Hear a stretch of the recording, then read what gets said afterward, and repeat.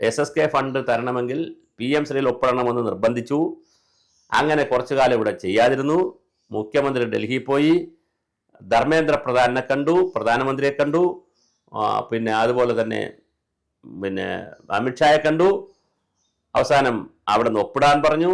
രതീഷ് കാളിയാൻ എന്ന് പറയുന്ന മുഖ്യമന്ത്രിയുടെ അഡ്വൈസർ, എഡ്യൂക്കേഷൻ്റെ അഡ്വൈസർ ഇടപെട്ടു, വാസിക്ക് ഒപ്പിട്ടു.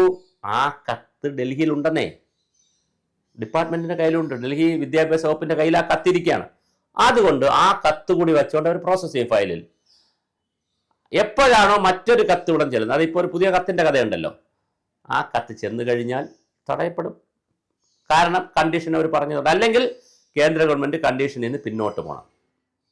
SSK ഇല്ലെങ്കിലും ഞങ്ങൾ തരാം എന്നുള്ളൊരു കണ്ടീഷനിലേക്ക് വരണം. SSK അല്ല, PM ശ്രീ ഇല്ലെങ്കിലും തരാം എന്നൊരു കണ്ടീഷനിലേക്ക് വരണം.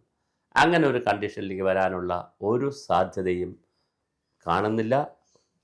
അങ്ങനെയാണെങ്കിൽ ബംഗാളിനും പൈസ കൊടുക്കേണ്ടതാണ്, ബംഗാളിന് കൊടുത്തിട്ടില്ല.